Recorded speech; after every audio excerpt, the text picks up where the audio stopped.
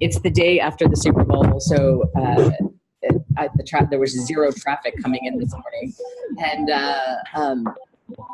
also too, we have a big indicator database launch this afternoon.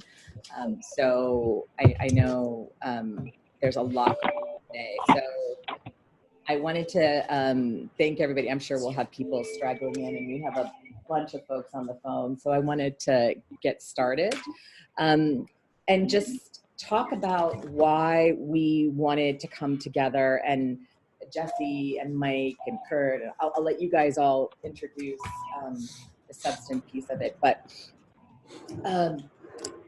USAID, as you all know by now, is they are putting together their new USAID policy and on CVE. And also at the same time, they're putting together, MSI is putting together their program guide on this, which is huge. And we had an event here a couple of weeks ago with MSI and USAID, with implementing partners, to talk about what do we know in terms of the theories of change around CVE, PVE, what do we know, what do we don't know, programming. And one of the issues that came out, you were at that meeting, I don't know who else was at that meeting here, I think it was you and too. One of the issues that people really wanted to talk about the most was trauma and mental health. In fact, we had to shut down the company.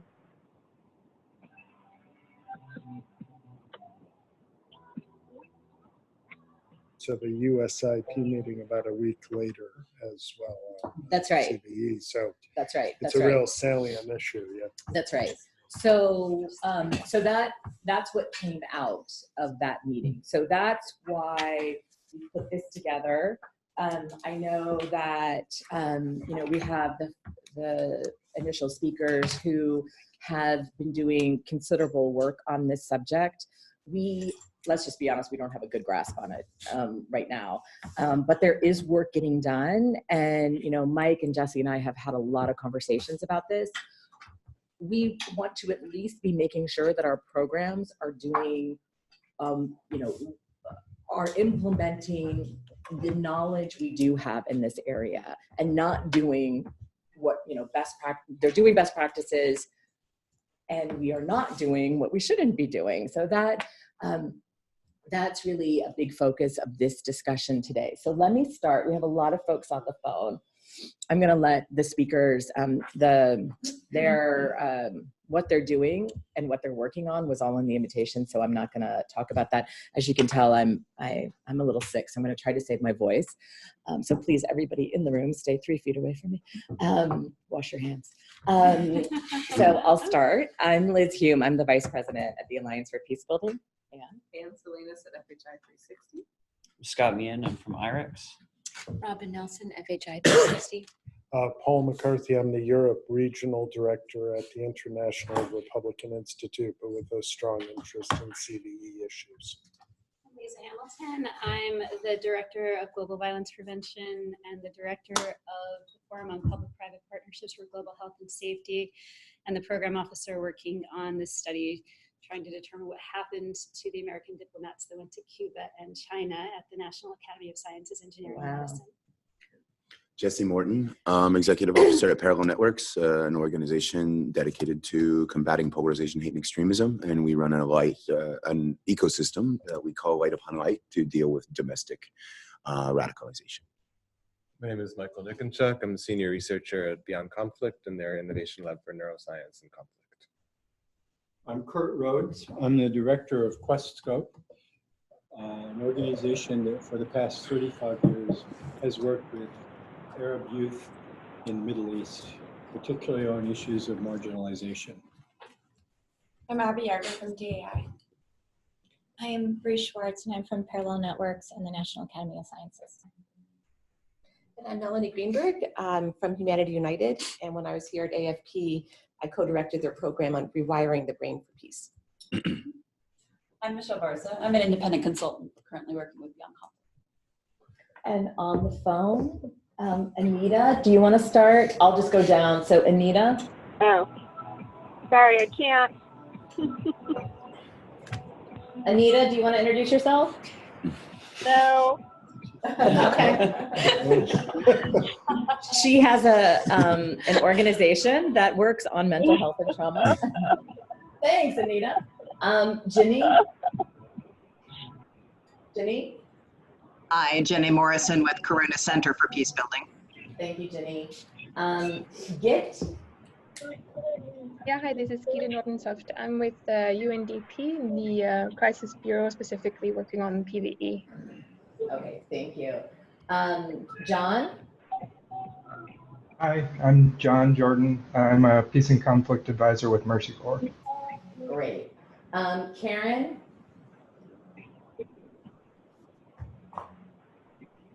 Hi, I'm Mia Evans. I'm a intern for Beyond Conflict, and I'm just using Karen's computer. Sorry. Okay. Lindsay, is that you from Generations for Peace? No, different. There's two Lindsays, I think. This is Lindsay North from DAI. Oh, hi, Lindsay. And Natasha? Hello, I'm a graduate student at the University of Maine here. Okay, great, thank you.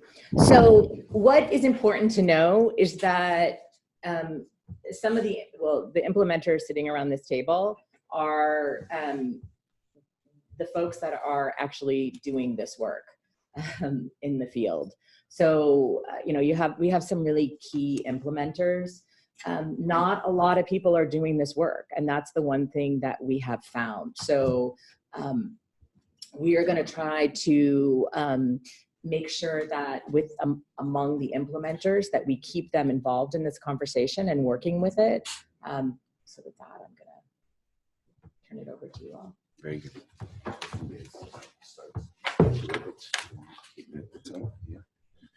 Okay, so thank you for having us, Liz. I do appreciate it.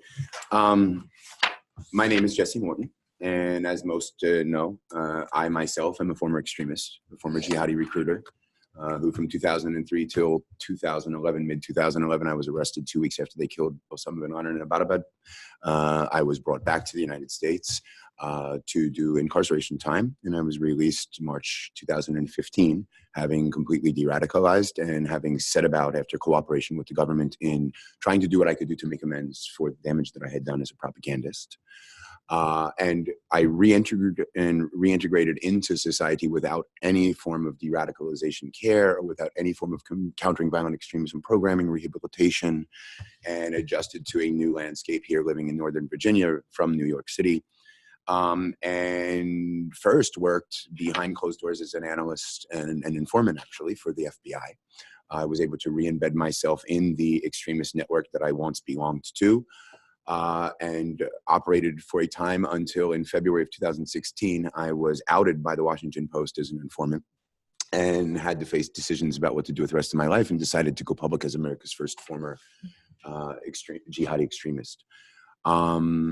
In August of 2016, I did so at George Washington University's program on extremism as a research fellow, and shortly thereafter fell apart. Thought that it was as simple as removing and extracting myself away from the ideological adherence, but didn't realize that the reason that I entered into the extremist movement in the first place was largely a result of my traumatic upbringing. And it was the ideology essentially served as an opiate, because once you remove the ideology, all of the factors, the traumatic circumstances that led me to become a substance abuser came back into play, and I relapsed on drugs and alcohol for the first time in about 14 years. So my ideology essentially was my opiate, and I came around full circle to fall on my face.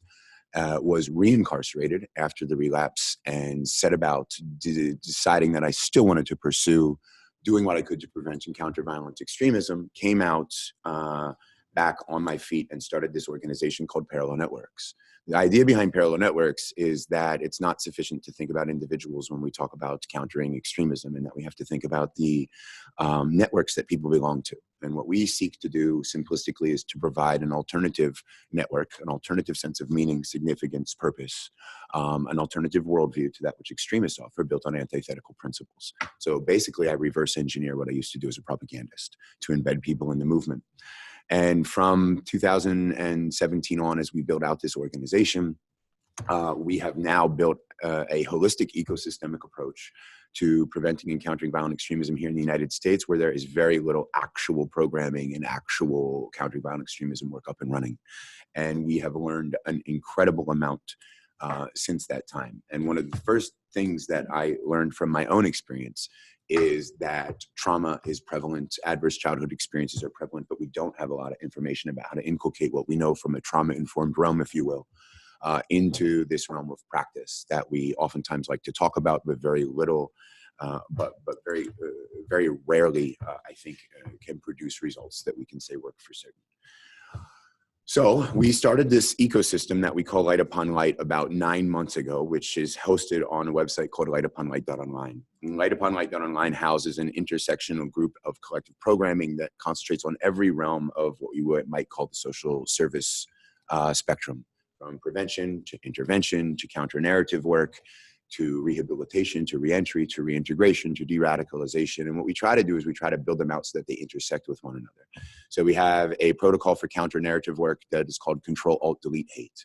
Control is to control the space between stimulus and response. To alt is to alter course and to look at how we can build nonviolent commitment to address real or perceived grievances and to transition energies that extremists, collectives, and individuals might hold in productive, positive, pro-social manners. And delete hate is to raise awareness that we are living in an age of intersecting extremisms that are in some ways tearing apart the social fabric of our societies. And so it's an issue that all of us should be concerned with and that all of us have an ability to address.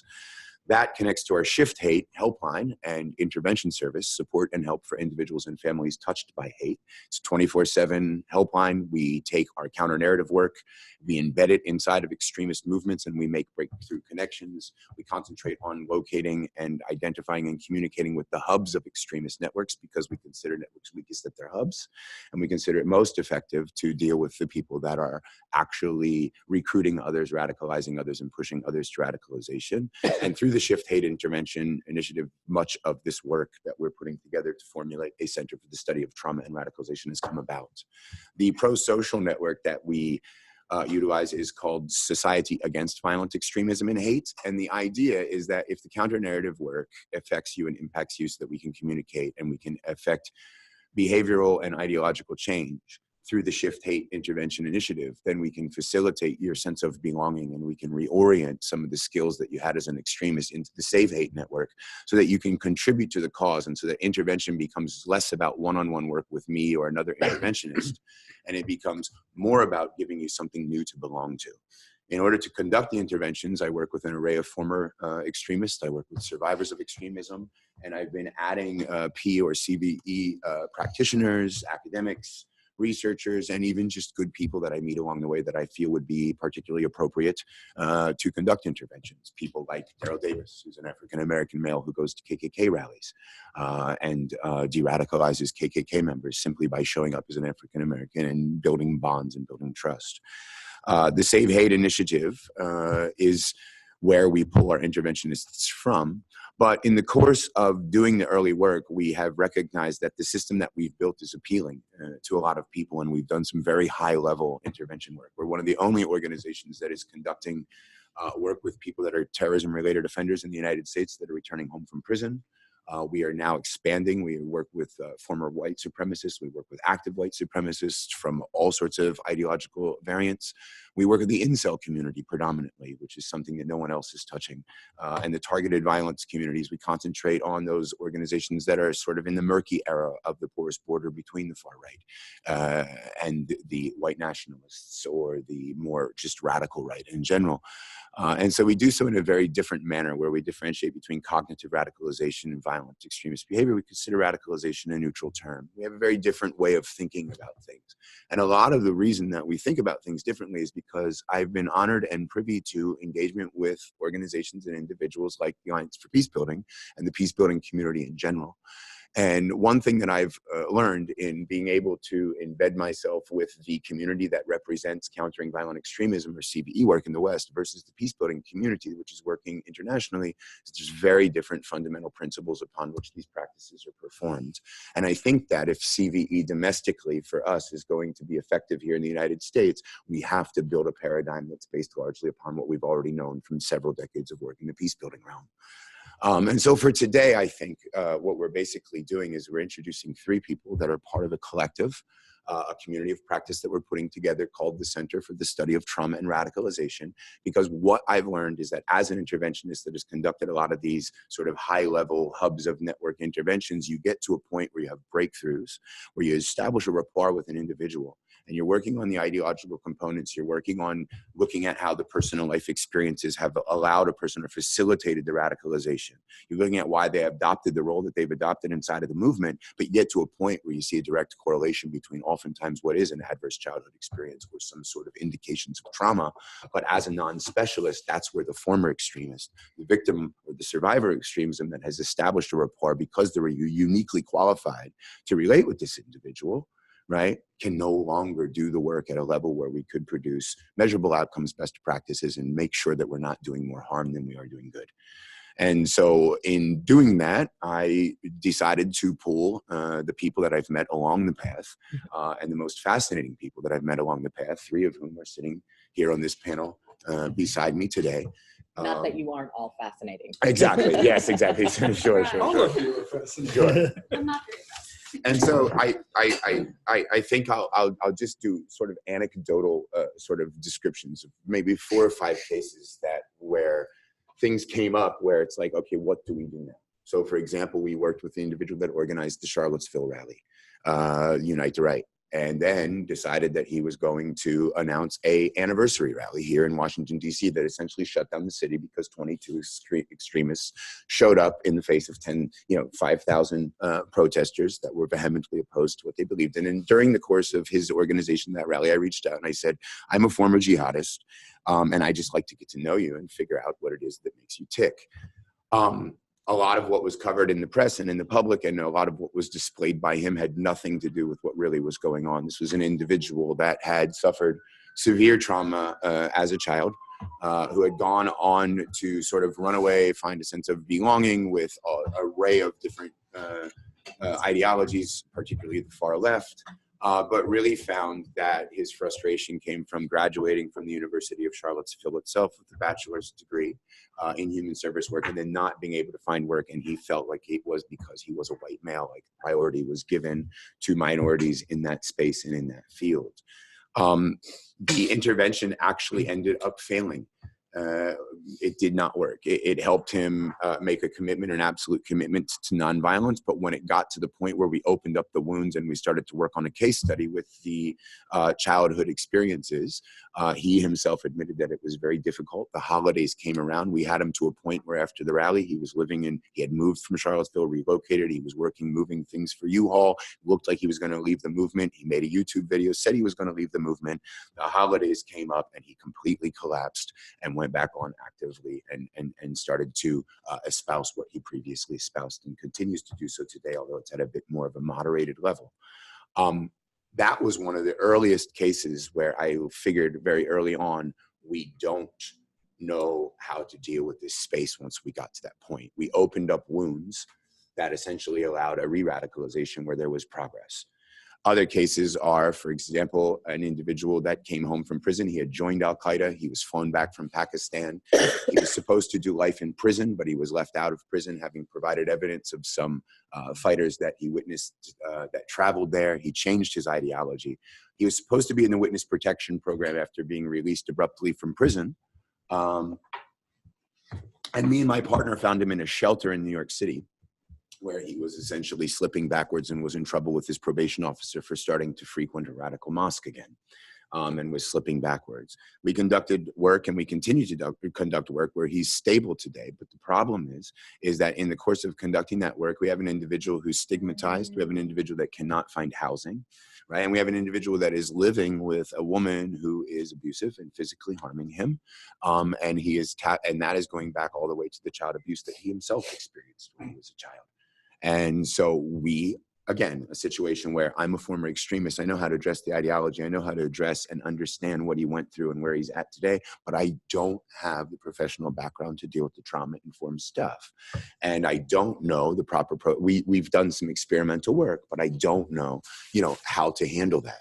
And it's, again, another indicator that this realm of trauma-informed, and I think it's trauma and violence-informed is the paradigm that we're trying to build out, but incorporating trauma-informed care into these services has become immediately apparent.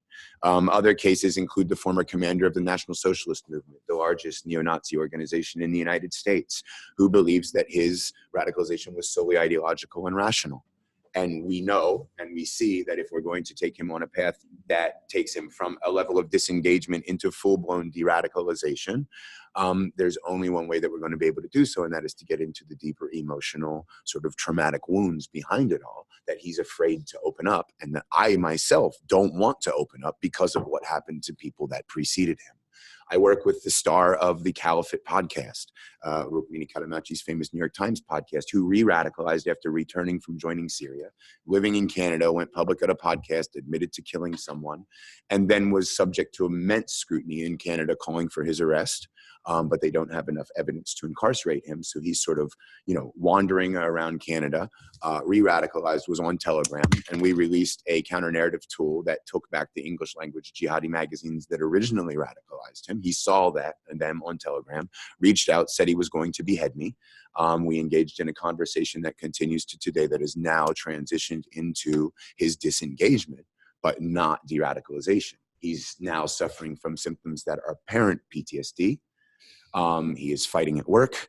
He goes off into tremors. He has nightmares. He has shakes. And again, here's a situation where we've been able to establish rapport because of our unique understanding of being in their shoes and taking an empathetic approach, but it's simply not sufficient. The girlfriend of the neo-Nazi National Socialist Movement leader called and pretended that she was just a individual that wanted to volunteer with our organization. And having worked with her, for a while, we simply just called her out on it, and we said, excuse me, I'd like to ask you a question. Are you actually a former white supremacist? And are you actually in a relationship with this individual who you keep liking their tweets online, which makes it relatively apparent that there's some sort of intimate relationship? And after several months of giving her volunteer work as a graphic designer and as someone who is helping us formulate magazines, we're able to transition into what is an intervention type process. That was at a stage where we started to bring in Bree from the National Academy of Sciences with a trauma-informed background, and Liza, and they now provide support services in ways that are transitioning what we're doing as an organization and allowing us to bring in new protocols, new intervention tactics and techniques. And that was effective to the degree, and there's many more cases, that was effective to the degree where I determined that it was really time for domestic purposes to try to do two things with this center that we're starting. Number one, we hope that by including peace builders and peace building organizations and academics that are concentrating in the realm of international development and other fields, even just basic trauma-informed practitioners that don't have any prior affiliation with radicalization or violent extremist studies or interventions, that we can shape shift what we consider to be CVE here, which is largely a securitization, stigmatizing program that might make things worse, better, more than it does good, and that we can sort of shift the paradigm, if you will, so that it's one that's based upon empathy, so that it's one that's based upon a real understanding of the need to distinguish between radicalization and violent extremism, so we don't portray everyone who's radicalized into a movement as the next potential terrorist and thereby make more terrorists and other problems that are associated with countering violent extremism. And the other objective is so that if we're going to do this work domestically, we can get away from thinking that we're developing a nascent field that has a need to start from scratch, if you will, and start from scratch where we're relying upon counterterrorism practitioners and academics that don't really have a social service background or that don't really have an understanding that this is really not all that different. So there's a lot of things that we want to do moving forward, and we can talk about them after we talk more. But we're bringing in a lot of models that are sort of based on things like substance abuse, mental health, psychosocial support. And number one thing that we find most appealing, most applicable, and most interesting is looking at what we're learning in the realm of trauma treatment.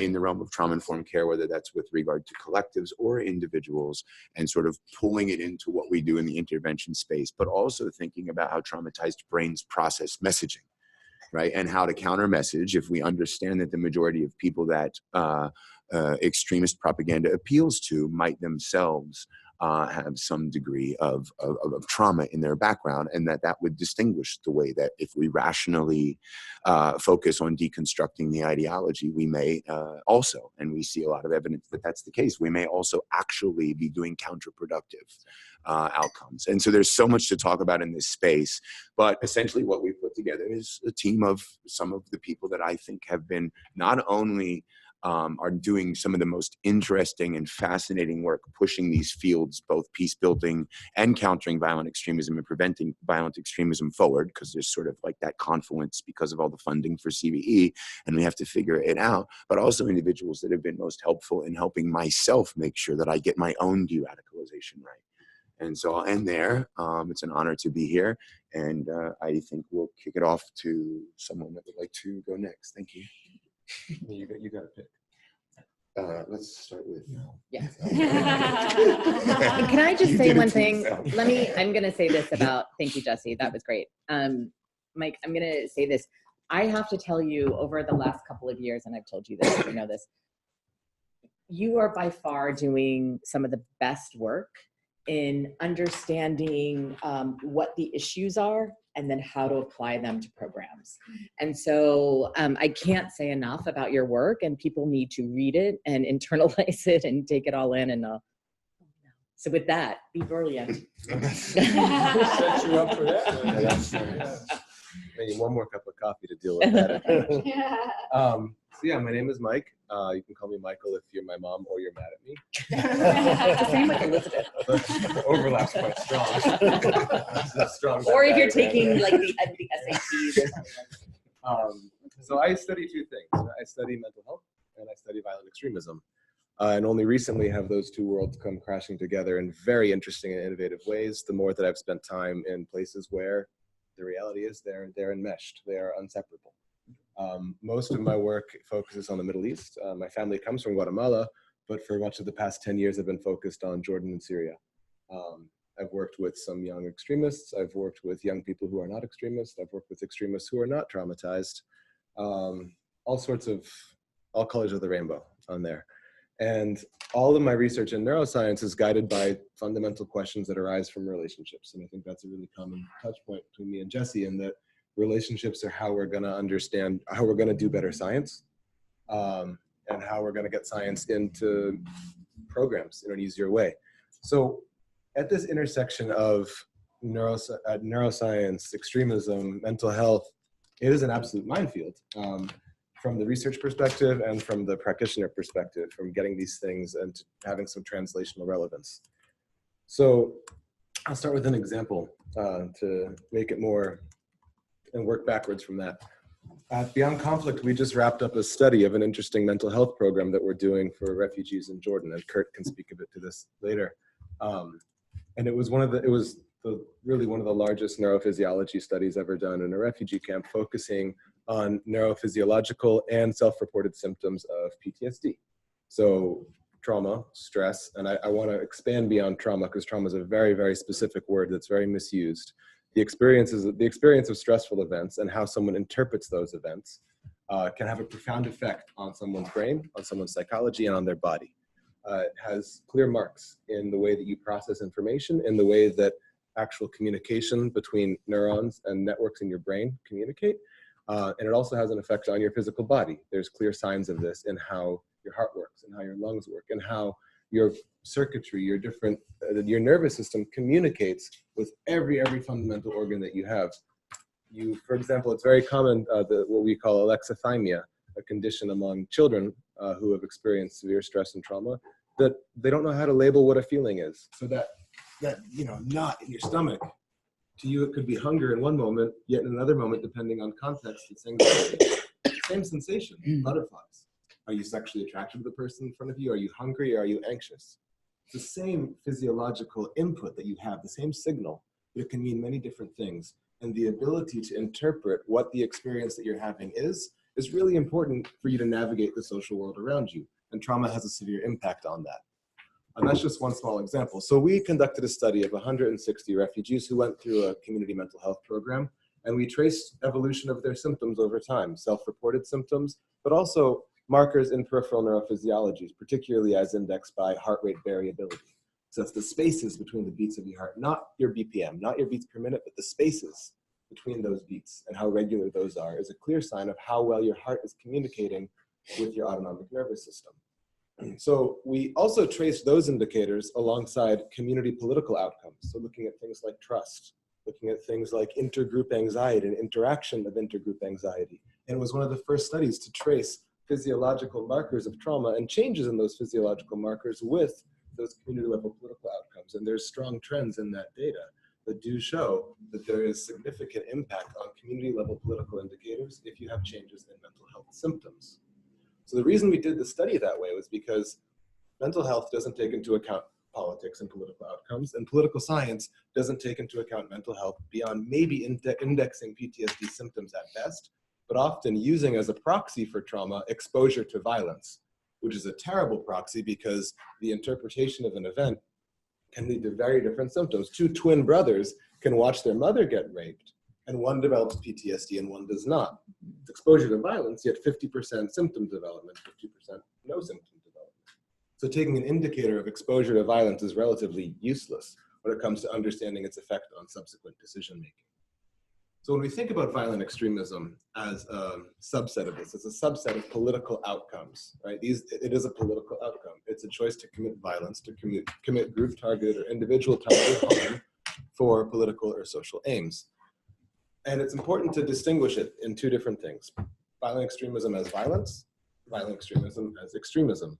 And there's a very different science that you need to apply to those two things.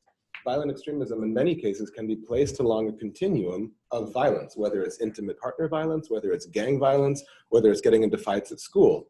Violence is violence, right? And there's certain elements of biology that can contribute to what Jesse and I have come to call the scaffolding of violent behavior. There's also extremism, which has other components. And oftentimes those two things clash into violent extremism.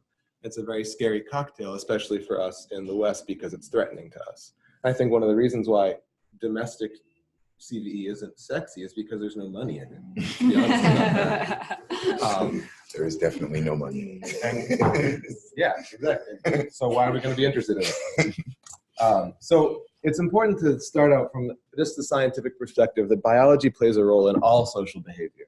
Because, you know, it's what we see happening in the slow integration of an understanding of mental health or biological sciences into our understanding of violence prevention is a clear dash towards determinism.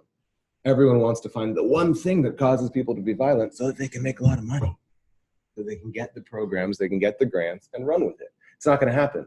There's so many different elements of biology and genetics that contribute to any and all social behaviors. Of course, there could be something about a specific genetic variant leading to or being correlated with more aggressive behavior in children under certain circumstances. That means almost nothing. Like, great, there's a lot of biology that plays into why an individual makes a decision and under certain circumstances. And all of that is to say that it's really about looking at that biopsychological scaffolding, or what are some of the different pieces here, whether they're environmental, whether they're genetic, whether they're cognitive or physiological, that contribute to that ecosystem that fosters violence and or violent extremism. And there's a couple of big risks that I would just really put out there for us to discuss as both practitioner and a researcher in this.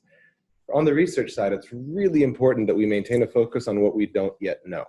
Right? We're just starting to see some things that we do know, but there's this knee-jerk instinct to, ooh, a paper that says something about biology and violence, let me design a program around it, without a clear discussion on the translational relevance of that, what it actually means, what's the replicability or validity of that finding for other contexts, what are the scientific limits of what we do know? You know, the famed paper on the MAOA gene being linked to aggression. So let's look at the methods. They use the Buss and Perry aggression questionnaire, for an example. It's a self-report questionnaire. There's all sorts of limitations to that. So what are the limits of what the science does say? And then the relevance of it. What we do know, how relevant is it for either violence or violent behavior? From the practitioner side, there's a whole other set of risks. One is that we're incentivized to reduce complexity in our field. We always have been, always will be, because there's money involved. That's what capitalism does. So also a massive risk of bad science, right? Of doing science really poorly. I can't say that? We're talking for funding, but we're not here for funding. So We're just talking behind your back. Jesse gave me a list of words I can't say. Plastic extremist. So, yeah, there's a massive risk of bad science. I'm a political scientist, and I got a hold of some journal access, and now I know neuroscience. It's a nasty phenomenon that's really, really common, and it worries me. Doing mental health in the milieu of security outcomes is inherently dangerous, because we're potentially looking at even designing better indicators around mental health within CVE or violence prevention programs, but ultimately we're still tying our interest in someone, mostly a brown and black person's mental health, to security outcomes for us. It's still not placing them at the center of our care. And that's the biggest gap, I think, between trauma-informed practices and the development sector. And the trauma-informed care is not really outcome-oriented. It's really about accompanying a person towards better well-being. And it's a different timeline, and it's a different amount of investment that can't be scaled.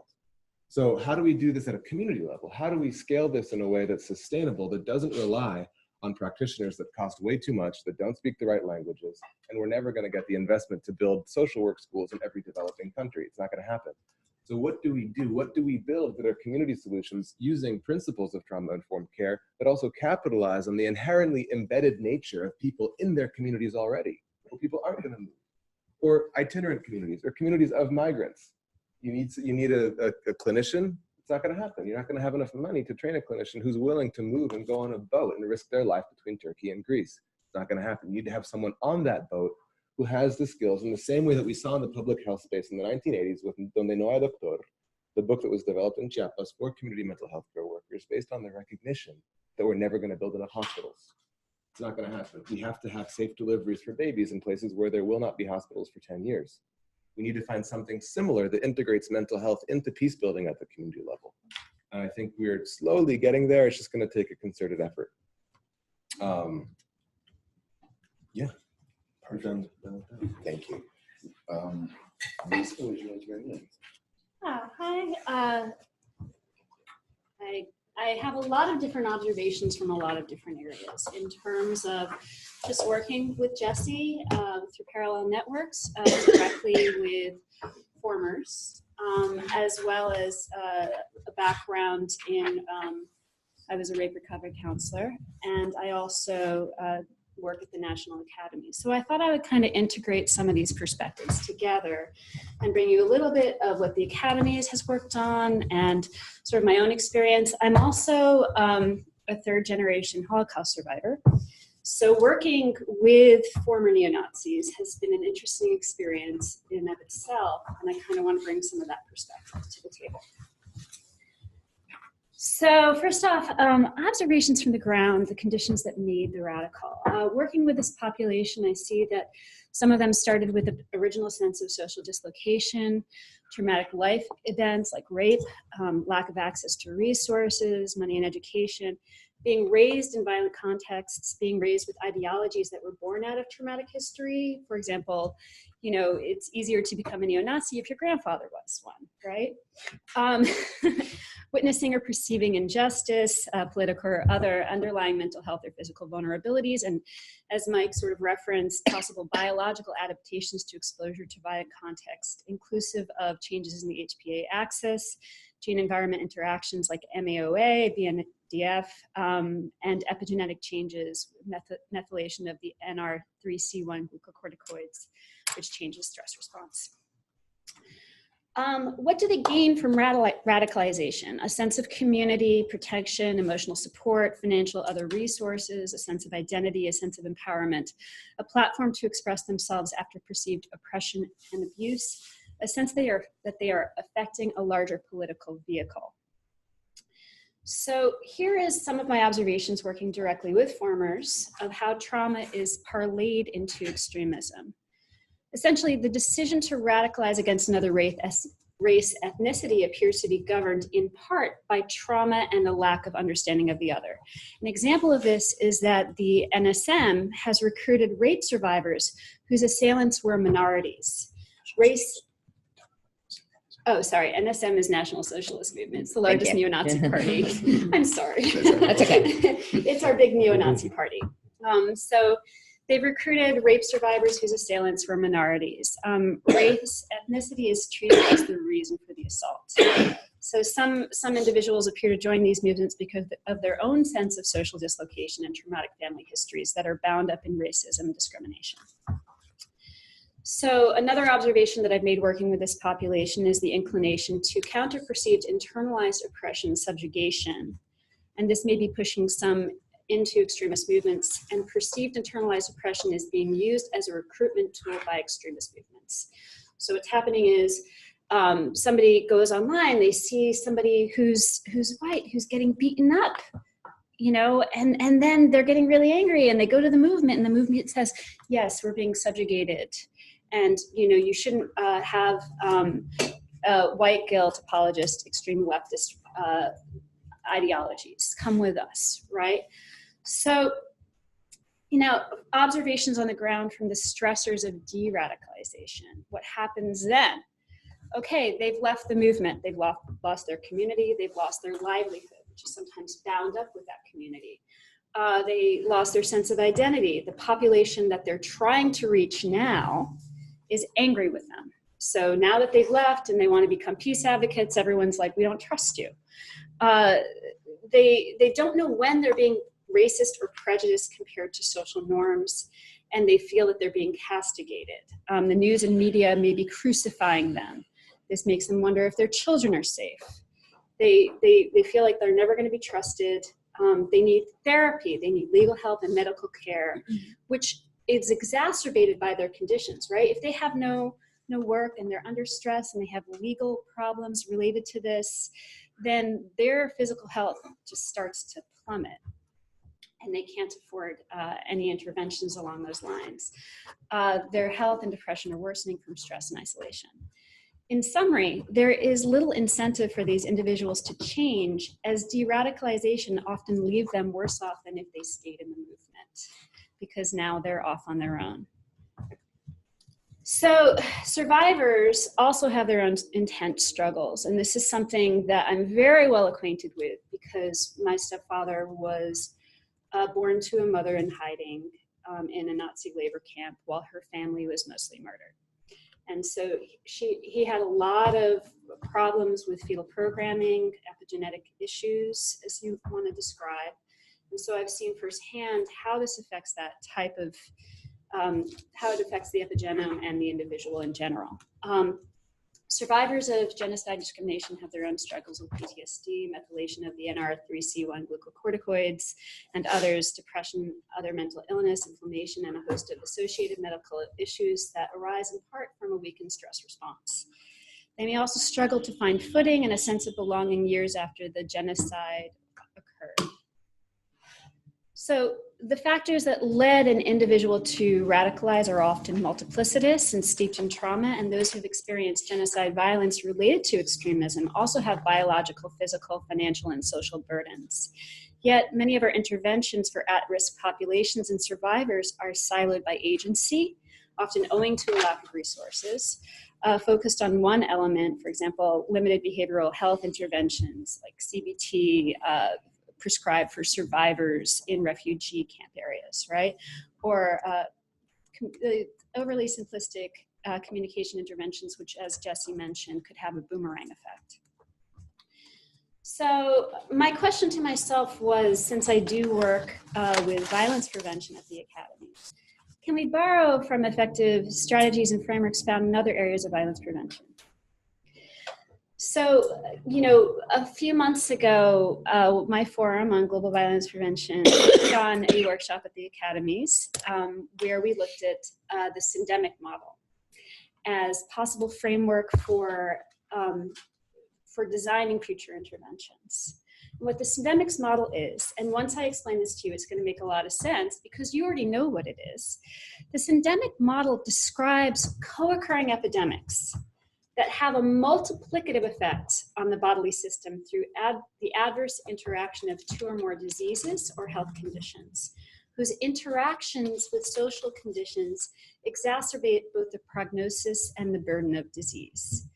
So if we look at minors in Africa that have silicosis, tuberculosis, and HIV, there's a synergy, there's a multiplicative effect that happens between the silicosis, the tuberculosis, and the HIV, and the social conditions of whether they're getting treatment or not, right? These things, the worsening of one particular epidemic or one epidemic is worsening the condition of the other. And this is multiplicative. It's not two separate events that are side by side. In this model, there are two layers of interaction: the way disease interacts with the other, and the way diseases are promoted by the social conditions in which people are living, which may be mediated by environmental conditions. Okay, so for example, in reference to what we're working on, trauma and PTSD often manifest from environmental social stressors, and trauma and PSD cannot be dissociated from the resulting chronic stress and inflammation and changes in the epigenome within the body that are duly linked to mental and physical health outcomes. Such outcomes can have far-reaching social implications, as we've seen, especially in the case of ACEs. If we accept that radicalization may in part be catalyzed by trauma and its effect on mind and body, then understanding these biosocial disease interactions and the multiplicative effect of them is an important part of constructing interventions that effectively focus on the synergy of co-occurring epidemics. So we owe this survivors this analysis as well. So the syndemic analysis and solutions and interventions are necessarily local because specific conditions cluster there, right? So we are really looking, when we use a syndemic framework, we're looking at local conditions and how that might be affecting the individual. Effective syndemic intervention tactics to address many elements within this synergy aim to kill multiple birds with one stone. That's one area of the syndemic. So for example, killing multiple birds with one stone, an example of that would be needle exchange programs for effective HIV prevention. Also prevents against every other bloodborne illness acquired by needle sharing, and connects those with opioid use disorder who are subject to violence and discrimination to interventionists. So that one intervention is killing multiple birds with one stone. Another one is, and I found this very interesting, that this is the work of Magdalena Cerda at NYU. While roughly 40 to 90% of the population experiences a traumatic life event, people in poor neighborhoods are most likely to be among the 10 to 30% who go on to develop PTSD as a result. So Magdalena Cerda's simulation studies compared two types of interventions intended to reduce PTSD in such communities: those that reduce violence versus those that address poverty through income supplementation. According to the model, reducing violence completely proved far less effective than a modest income supplementation scheme of comparable cost to violence prevention in preventing new cases of PTSD. Why? Well, I believe that increasing incomes kills more birds, right? You're giving them the empowerment to go off and find what works for them and how to cure themselves, and food, nutrition, counseling, whatever else, you're giving them that empowerment. So there are two contrasting approaches to syndemic interventions. One targets key interactions within a syndemic, resulting in preventative effects that spread through this energy. For example, socially constructed gender inequality, wherein female dependence on men contributes to risky behaviors, underlines the violent HIV syndemic in Africa. And there has been only one proven intervention that has statistically significant effects on both violence and HIV risk behaviors, and that's the Image Women's Co-op. It combines group-based gender transformative interventions with economic strengthening through both training and supplements for food, clothing, transportation, and childcare.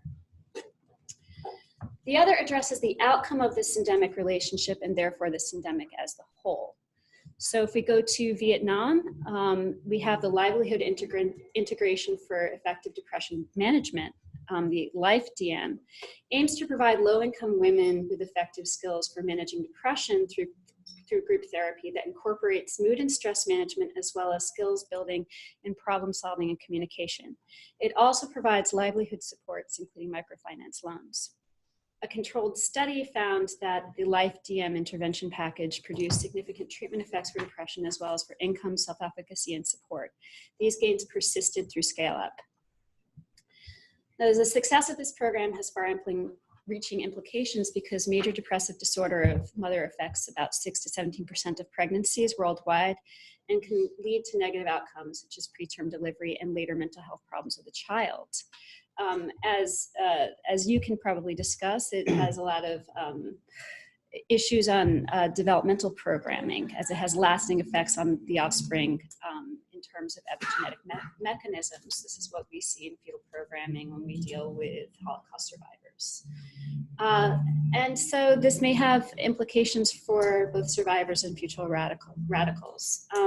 But in these examples, the syndemic was countered either by one intervention that hit multiple touch points, like the needle exchange, or by multi-level interventions that improve mental health, community, and economic security, right? So perhaps models informed by this syndemic lens can inform future interventions to counter extremism. And that's all I got.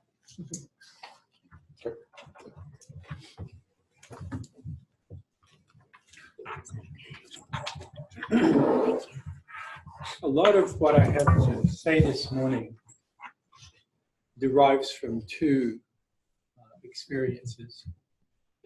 One of which was an experience that Mike and I had together in the refugee camp in northern Jordan, where we were fiddling around with a mentoring program, and we got different results that we shouldn't have been getting.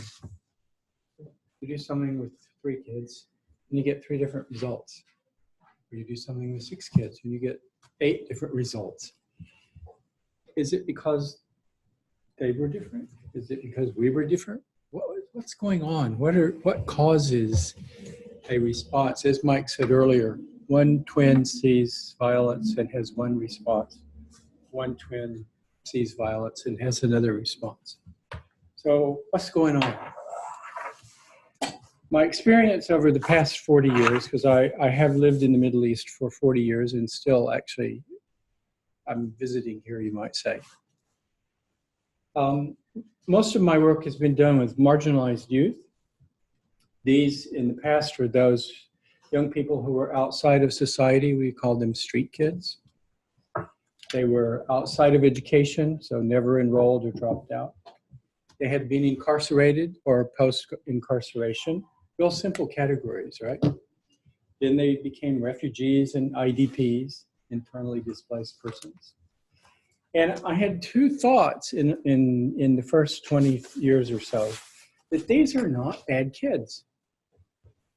When you play football, when you sit down and drink Pepsi, they're not bad kids. What the fuck is going on? It's hard. Yeah. It just things, you get this one and you get this one and you think, these 2 things, am I in the wrong universe? Which can be true also.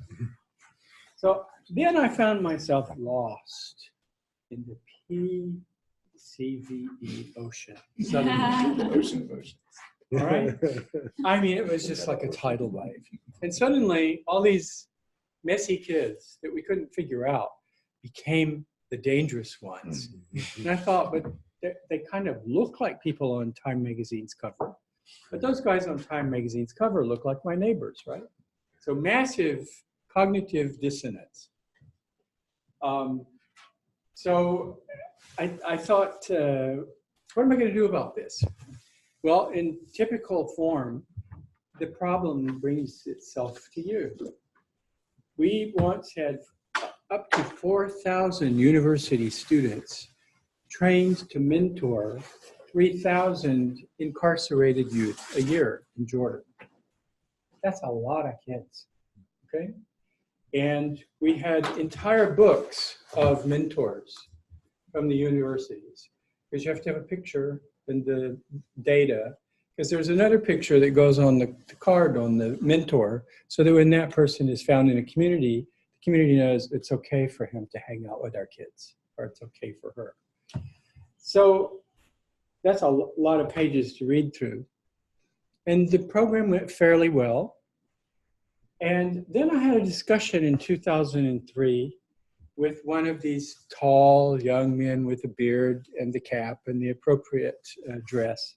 And he said, you know, I thought that I had to go to Afghanistan to kill Americans to make change. But now I have discovered that I can give up my life to a kid and make change. Well, I never thought he was a mentor who was trying to figure out how he could get to Afghanistan to kill Americans. You know, kind of has an effect on you when you are an American, you know. So it makes me think, what am I looking for? What changes do I possibly want to, you know, what am I going to put my fingers on? That I, you know, the shorthand word for that is, did I pick the right indicators? And how will we measure the impact to reach those changes? And the shorthand word for that is evidence, not presumptions or assumptions. This led me, remember, I'm not in this field. You know, I can mess around in the streets with kids who do naughty things in the streets, or they put in prison. But this PVCE stuff was way over my pay grade. So then I had another shock that, and this comes from Sageman's book on Turning to Violence. The process of mobilizing Americans to fight Al-Qaeda is similar to that of turning to political violence for those who are now called terrorists. Holy. The same thing is happening to me as an American being turned against Al-Qaeda. That happened for guys who joined Al-Qaeda to turn against me. Really? So I had to explore that a little bit more. Some of the shorthand things is that I needed a bigger meta understanding of what was going on. That bigger meta understanding thus far, and I keep growing, you know, is the social identity perspective described by Sageman, which is, he says, this explains why loners can spontaneously act with a vicariousness, that people categorize themselves into different groups. That categorization can lead to prejudice. You guys know more about this than I do. That self-categorization, or the acquisition of a shared social identity, is what makes collective behavior possible. And then I thought about the Kent State Massacre. I was in North Carolina, and that's not terribly near Kent State. Kent State's in Minneapolis, Minnesota. And the minute we heard, all we had was radio in those days. The minute we heard as university students about this massacre, I thought, all my friends thought, they are shooting at us. Nobody was shooting at me, except in my head, in my heart, in my emotions. This galvanized me, a nice little guy from a community called Mallard Creek, which is primarily a white supremacist community, KKK background, all this stuff. I suddenly was energized to demonstrate against the war. And that meant, of course, throwing the odd rock at a policeman. It ultimately meant being chased down State Street at Madison, Wisconsin, at the University of Wisconsin, to be tear gassed once by police. I had felt what I was reading in Sageman. I get it. I've been there. It happened to me. Fortunately, I had other alternatives than to turn to violence.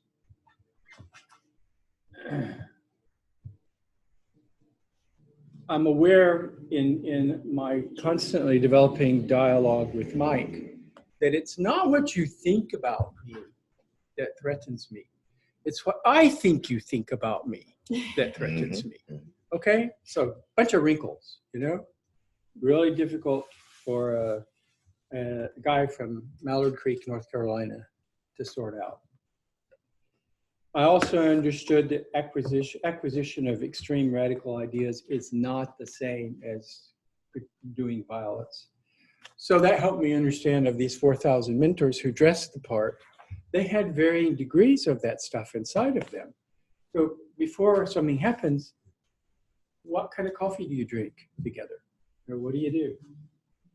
I was also, another shock, that terrorism research is the activity of outsiders. This is why I'm quite intrigued by you, Jesse, okay? And outsiders are endowed with an outsider perspective, imagine, okay? In his book, If I Give My Soul, a social sociologist, criminologist, Andrew Johnson, lived in Rio's prisons, and at a certain point, he realized that his professional, social, activist assumptions trivialized the actual experience of prisoners. He carried in a paradigm that they couldn't fit in very well, and he had to give that up. Another person who built an interesting paradigm is Charles Kurtzman. In his book, The Missing Martyrs, Why Are There So Few Muslim Terrorists? So he was one of the first writers to try to deal with, is every Muslim going to kill me?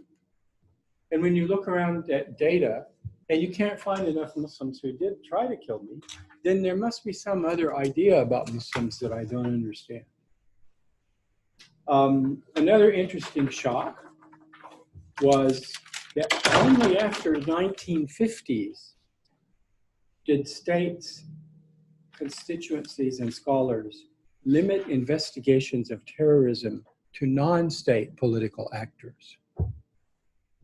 That has a big implication for where I live, because if you want to talk about terrorism and you're a Palestinian who's been bombed, or you're a Syrian who lives in a place where you can be bombed indiscriminately without warning, who's the terrorist?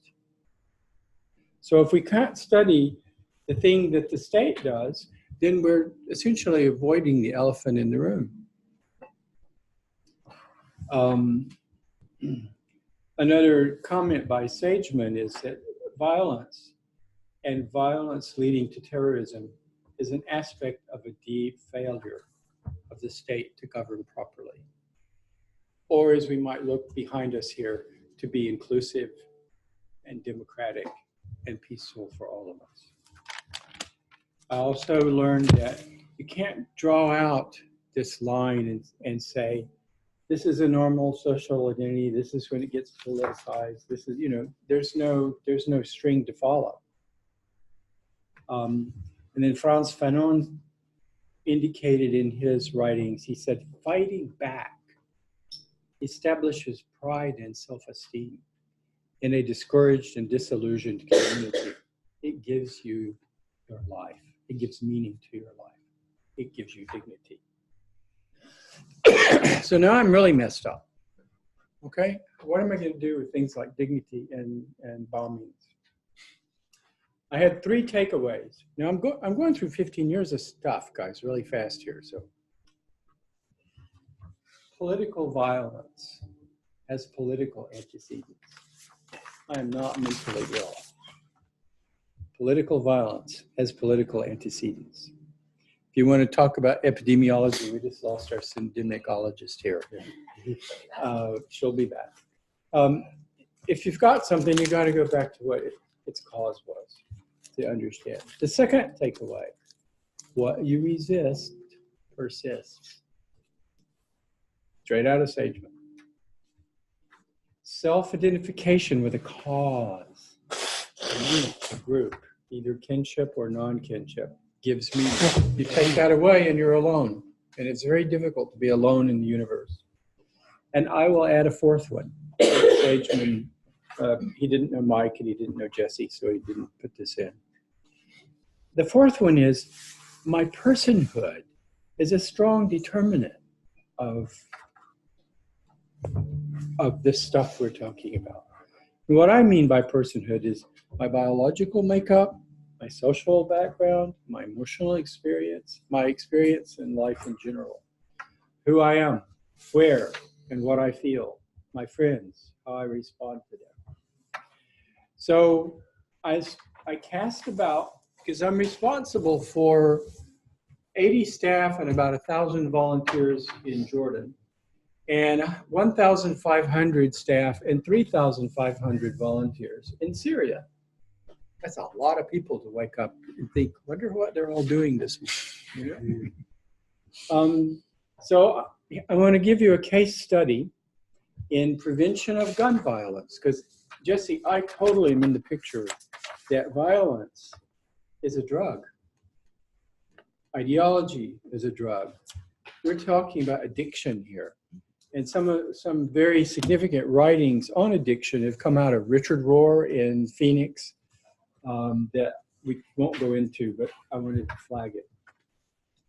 So I went to see a national organization here in the United States that takes an epidemiological approach and identifies at-risk individuals and the situations that put them at risk, which was brilliant. I visited with one of their local chapters in Kansas City. Everybody should go. They won the Super Bowl, right? Yes. Okay. Kansas City. They interrupt the use of guns as a violent alternative. They develop young leaders with skills. They get community buy-in. There's police cooperation. And they did a very interesting thing. They identified where you're going to be killed. And if you're an African-American guy in Kansas City, you're going to have to wash your car. And that means you can't get in it and drive away quickly. So while your car is in the car wash, that's where you will die. Amazing. You know, that's where, that's your high risk situation. What we never had a chance, we never talked about was, what about what's going on with the police and the governance system in Kansas City? And if you know about Kansas City, it's not a good picture. But then what city has a good picture, right? We discussed what they needed to do to improve. And here it comes, guys. These are the indicators. We have to have a better record of activities. We have to know what we did, right? We have to use our institutional resources better. We have to have better monitoring and magic word, baseline measures. Oh God, when I hear baseline measures, I think, what? Better communication. Define our target communities. Don't go where there's more than 10,000 people. It gets unmanageable. Better sampling of behavior and attitudinal changes, and better relationships with the police. In my opinion, those are the outside indicators. They're based on fidelity to your intervention model. They are far away from what and how violence is experienced. So we need not just, outsider viewpoint, insider viewpoint. We need not just insider viewpoints, but what's going on inside the insider. That's where I need to look. Mike has made a tremendous contribution just to us in Jordan by saying this, if you go through these little steps and activities, people suddenly begin to discover how they feel inside and where they feel and maybe where it came from. You have this self-awakening. A lot of data exists. We reviewed data from Chicago, Baltimore, Brooklyn, New York, Phoenix, Pittsburgh, but it's all pretty much what I call far away data. Second case study. This is gang violence in prisons in Rio de Janeiro and the effect of Pentecostal prison churches. So these are independent little churches that start up with Pentecostal people, but they're not part of the Pentecostal movement. They're their own thing. Their pastors are prisoners, their deacons are prisoners. I know the author of this book, If I Give My Soul. He says, the pain of imprisonment is really describable by saying living a life without dignity. You can live a life without dignity if you're just a kid from a bad neighborhood. You don't actually have to be in a prison, but actually the prison is around you. You can be in a refugee camp, or you can just be in a refugee and not in a camp. You're in prison without any dignity. You're caught in a bad story. A young man, when we were doing this work in mentoring with 4,000 volunteers and a small business initiative, one young 14-year-old boy was convinced to put on plastic explosives and go to the border, because we're in Jordan, right? You can walk to the border with the other country. And he wasn't taught how to handle the belt very well. And he wasn't actually trained in how to get where he needed to be, so he blew himself up. And it came out later that he was just trying to help his family survive. There was a big bounty if he did that, if he blew himself up, that would be paid to his family. In spite of the fact that the family had been given a goat so that you could sell the milk and you could breed the goat. Does that sound familiar? That wasn't enough. That didn't restore his dignity. We knew this kid. He was actually in one of our centers.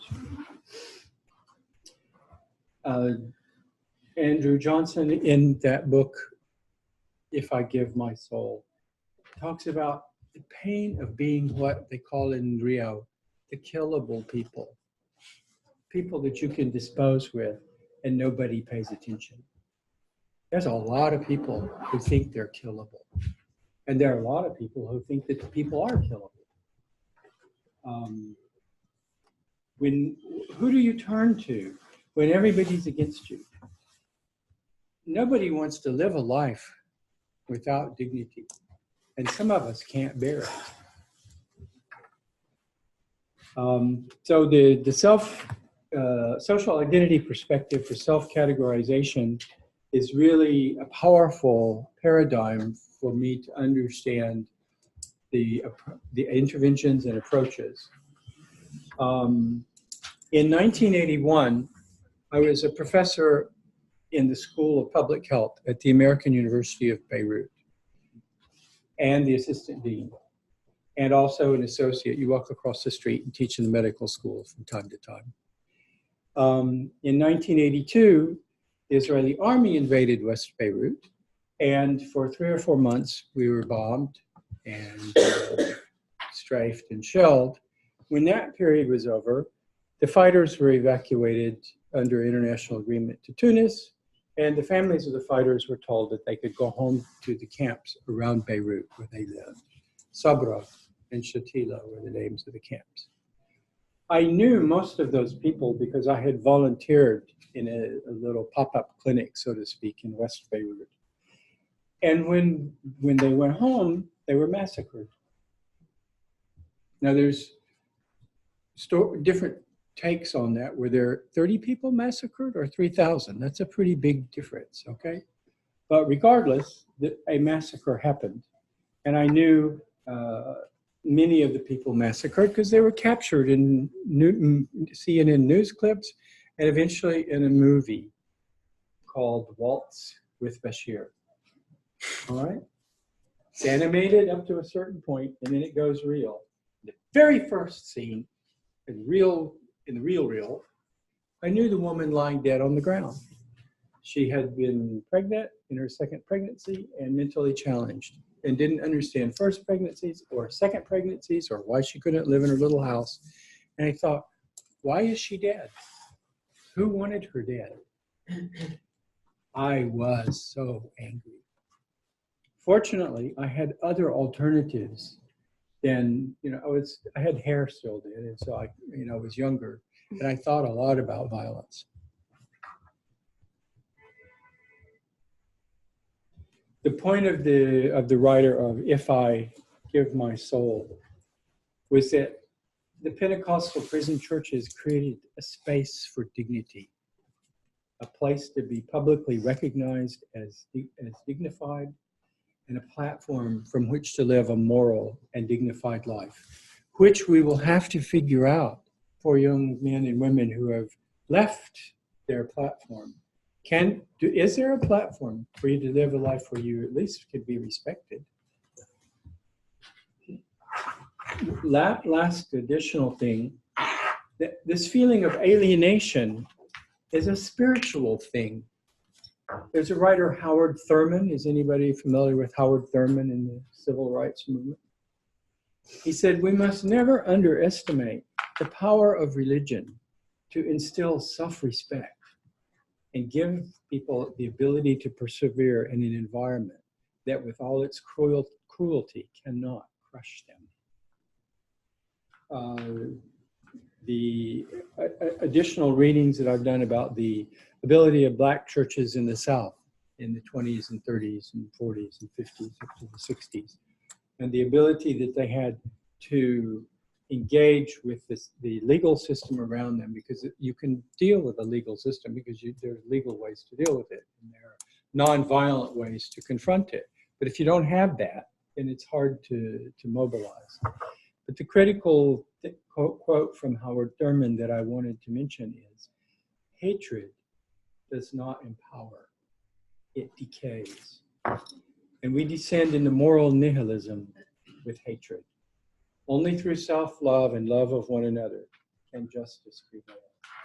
One of the things that I have observed in the work with Mike with us is eventually someone can come to the place where he can love himself. He's no longer he doesn't have, the consequence of what happened to him no longer drives him. It can start being whole.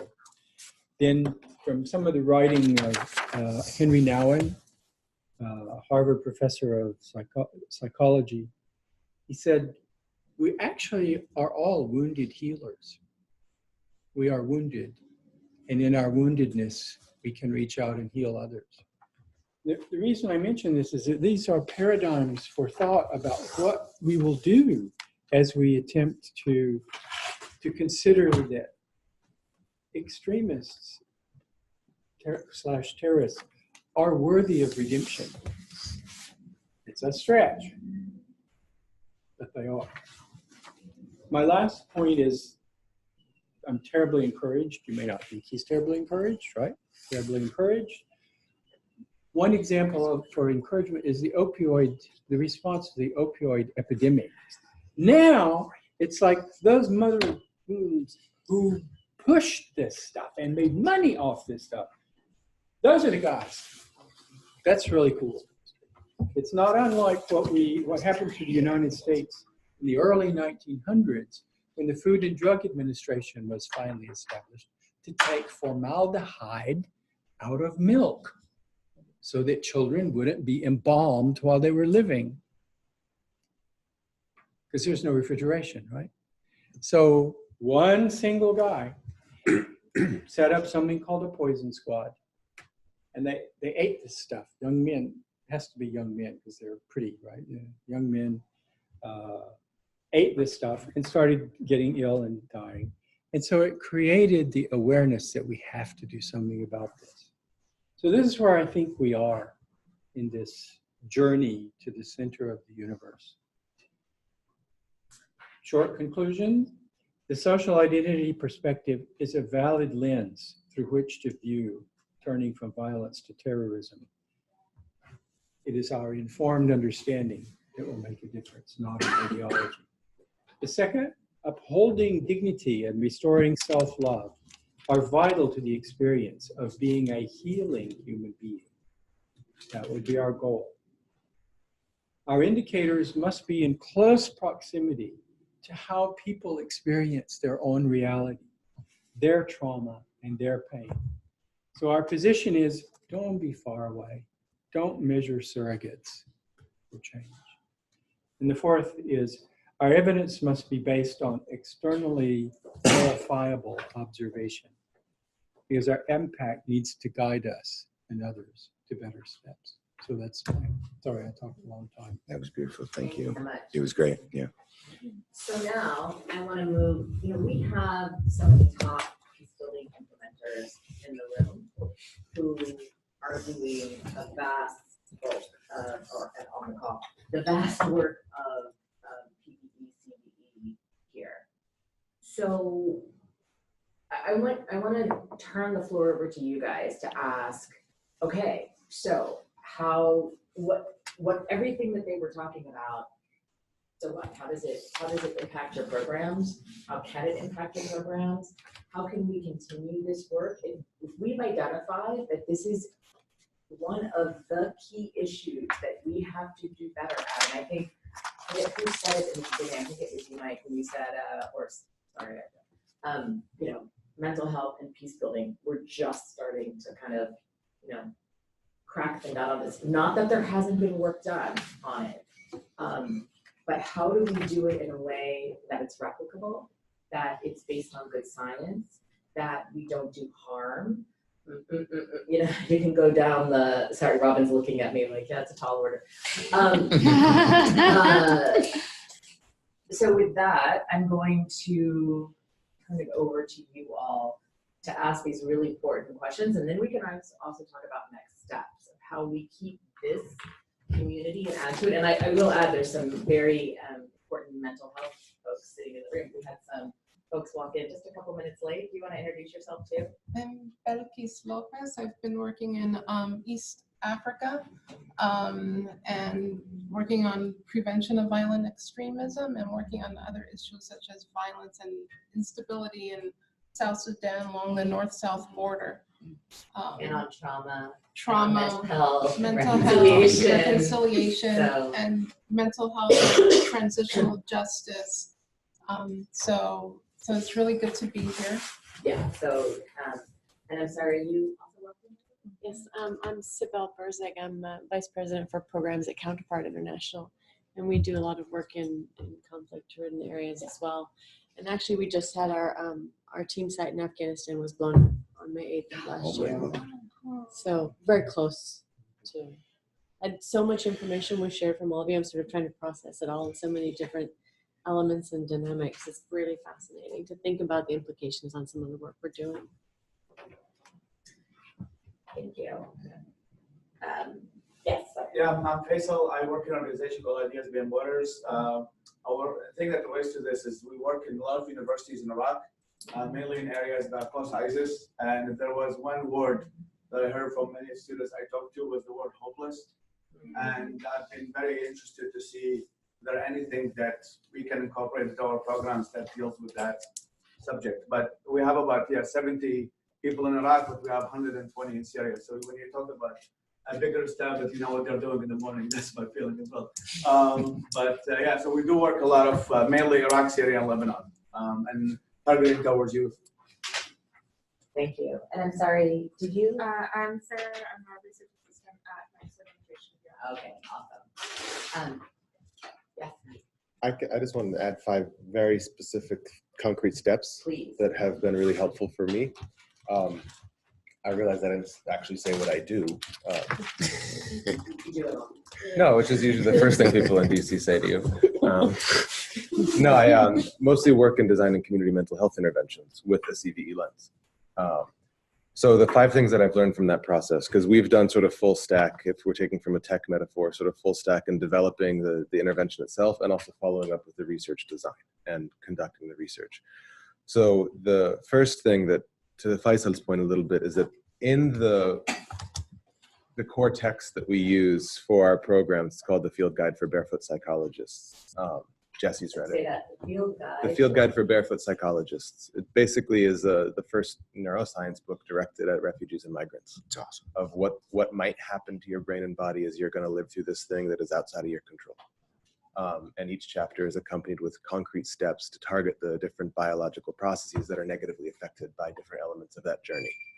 So the chapter that was the most triggering when we've done this in Jordan and in Syria, I thought it would be the chapter on PTSD. It's not. It's the chapter on the science of humiliation. And I was not prepared for it when I first started facilitating this. have adult men walk out of the room and an hour later tell you that they had been sexually abused in prison. Yeah. It's so deeply triggering for people when you start to talk about humiliation, because it hits at the nerve of them and their parents and their grandparents and their potentially of their children. And it's incredibly risky and sensitive and important. And those words go hand in hand in the Middle East. You can't be impactful and risk averse. You also have to be careful. Do no harm principles, but I think some harm is always potentially there, and we're doing mental health. I mean, going to therapy isn't fun. You want a harm reduction strategy? Don't go to therapy if you're only looking at the perspective from the therapist. That's do no harm. Don't be a therapist. Yeah. So the science of humiliation and actually getting better research on that and integrating it into programs is important. And I can share the content from that chapter with anyone who wants, but I wouldn't lift it without some guidance from us first. Is it public or no? Maybe, inshallah, eventually, we'll see. Depends on if it can be done safely publicly. Mental health indicators aren't enough to be meaningfully used in the PVE, CVE field. And CVE, PVE indicators are currently not enough to be meaningful in the mental health field. So the indicators that each field currently has for itself, mental health and PCVE, are not enough to actually meaningfully play together. They have to meet somewhere in the middle or evolve in how their understanding of actual mechanisms work. To be honest, we don't have a clear sense yet of how the functional changes in communication network between mesolimbic areas and the prefrontal cortical areas leads to changes in information processing. We don't have a clear enough sense of that as it relates to news and interpretation of causality of who's causing my pain. Your brain has one job, and it's to keep you alive and to understand what's causing you harm. And any head-off deviation from that can lead you to really nasty behaviors. If I think that you are causing my pain, you are my enemy. My brain is only doing what's adaptive. So accompanying people as they're determining that causality is really important, because it's really damaged by both mental health challenges and by the experience of humiliation. This third one is CVE has a much harder time than mental health as far as targeting potential participants in programs.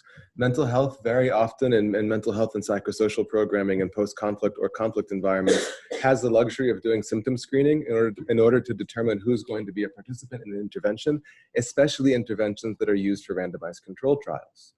I have not seen very many interventions that have an RCT attached to them that didn't have a symptom cutoff. You have to be symptomatic to be used for the RCT, because obviously you're going to have better results. That's not how CVE works. You can't be, are you a terrorist? If yes, please come this way. It's not going to happen. If you are, you can't. Exactly. Right. In U.S. funding, you cannot work. Well, and it's gonna f up your cover, because you have to do this pretend it's livelihoods programming. We all know it's fucking CVE programming, right? But you have to do it's better than the real ones. We only bring you the best ones. It's a much harder recruitment problem, because you can't in CVE and PVE only filter out those who you know are at risk based on a self-report, because you're going to be compromised, no one's going to show up, and you're not going to have community support. So when we did our RCT for the community mental health program with Questscope, actually we didn't have a symptom cutoff, and we basically shot ourselves in the foot from an impact perspective, because we're probably not going to get big effect sizes. And we still did, but we had much higher effect sizes if you filter out the population that was highly symptomatic. We had over 0.7 in those cases, only hovering around 0.3, 0.35 effect sizes when you take in everybody. So we didn't have any criteria for this community mental health program. You didn't have to be symptomatic. So we tried to mimic how you do recruitment for youth programs in CVE, where you just take everybody in the catchment area. And that we still had effect sizes was really good. We have to do a better job of designing research indicators.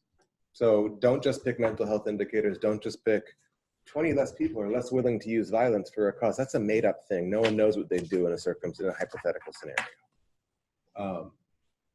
So come up with better research indicators, push researchers to design indicators that are potentially less meaningful for their tenure aspirations, but more meaningful for program design.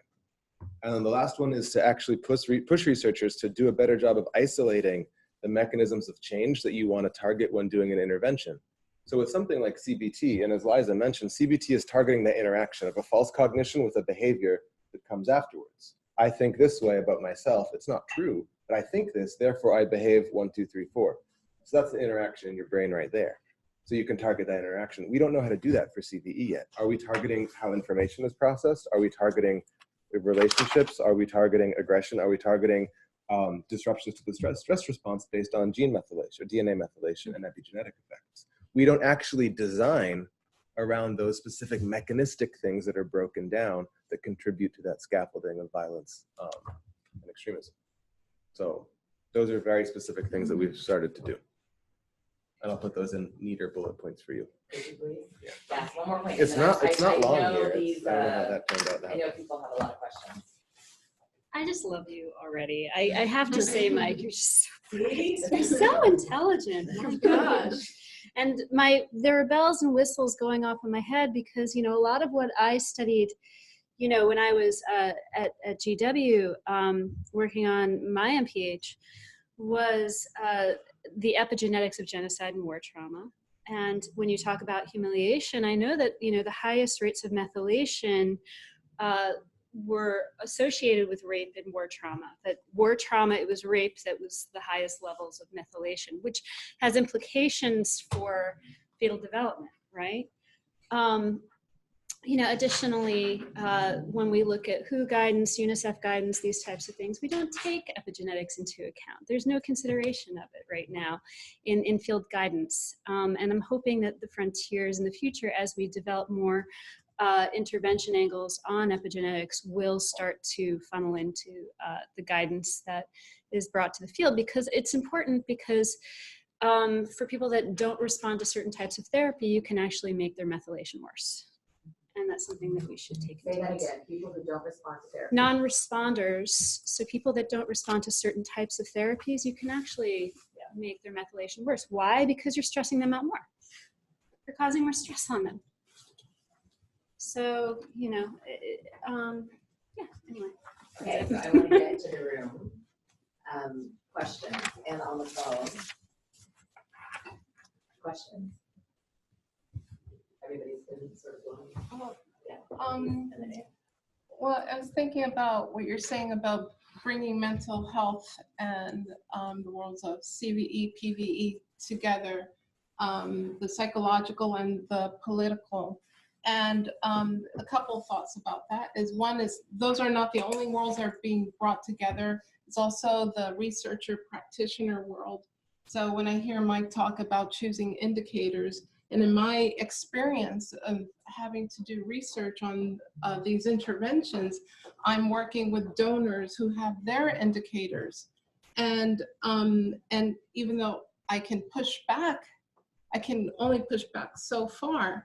And these indicators are rooted in poor ideas about what CVE, what violent extremism is and how it comes about, and it's generalized all over the globe. Because as I hear all of you, you're talking about different geographic locations, right? Mm-hmm. And you're talking about violent extremism, which is as Mike pointed out, violent extremism is violence. It's a type of violence, correct?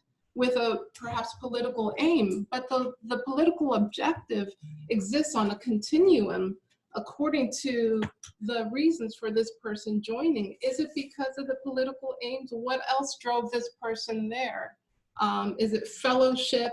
Is it this idea? Is it need? Is it need for protection? Why did they go down this route? However, the donors may be thinking about what they've read recently, which they are thinking now, ideology, the push and pull factors, you know, which is really a gross oversimplification of what's going on and how dynamic these processes are. But what's my point? My point is, yes, oversimplification, two worlds, psychological, political, but also the practitioner and the researcher, because like when I've done research on these on the interventions, it's like, it's a hustle. Yes, it is. It is a hustle, and trying to do as best as you can with the tools that you have, which are not designed for the people in these areas. Yeah. So it's a real hustle. So practitioners, I mean, researchers, you're working on a research timeline often, but we're driven by the project and have to follow that time, which is quick. And so there's only so much that can be done.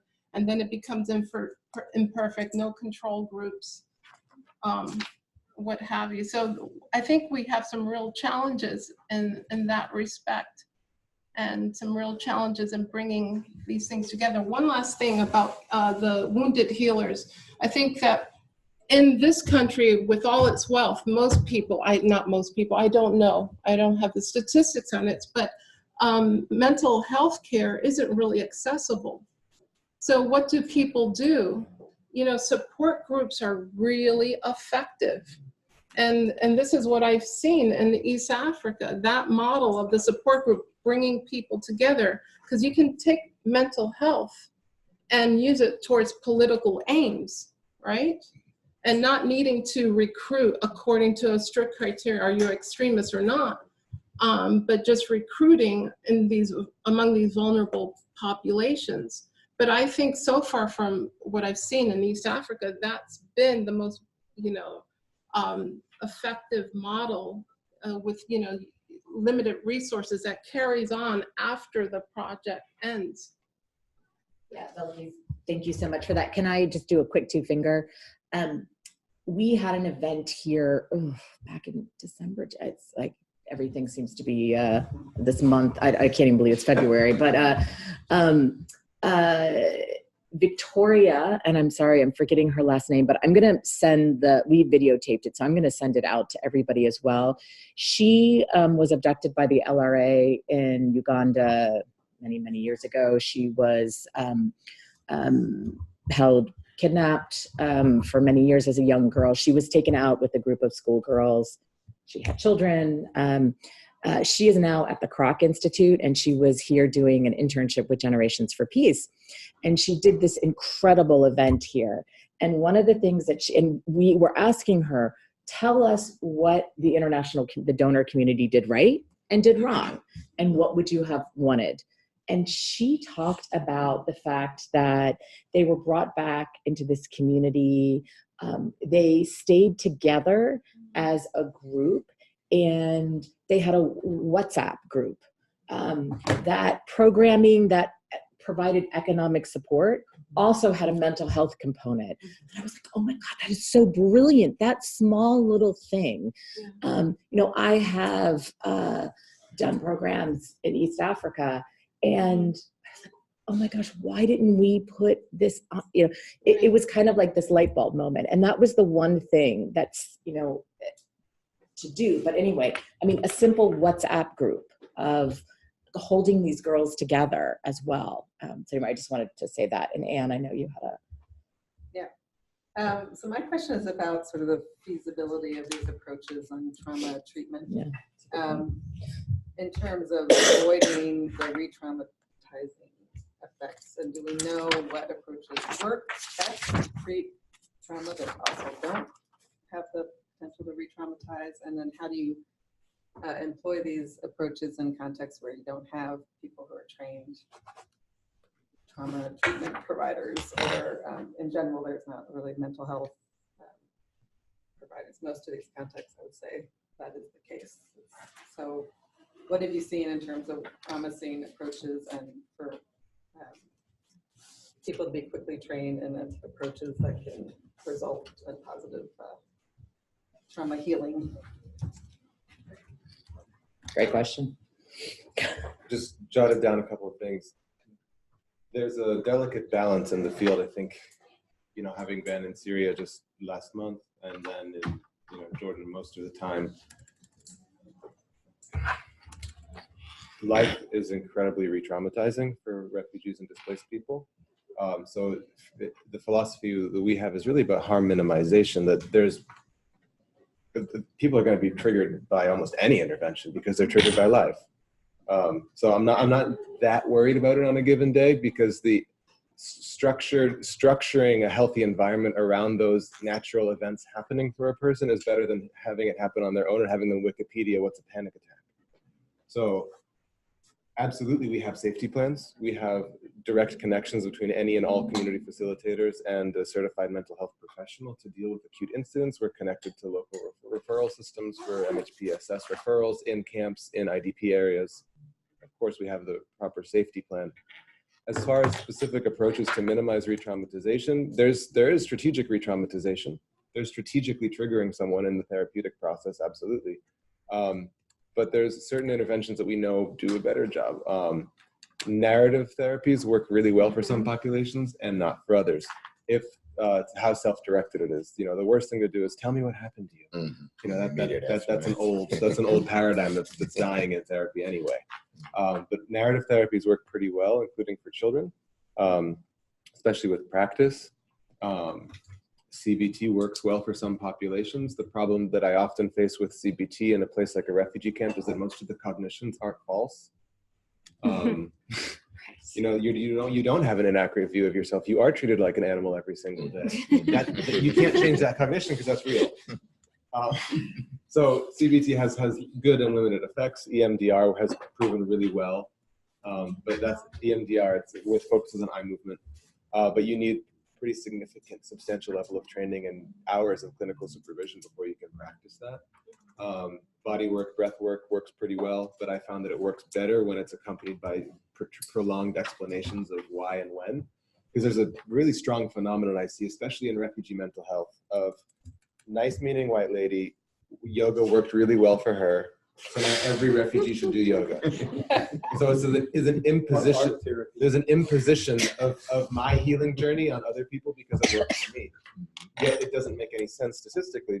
So by presenting science, at least we're presenting a menu of here's what might be happening to your body. Fuck, I know what's happening to you.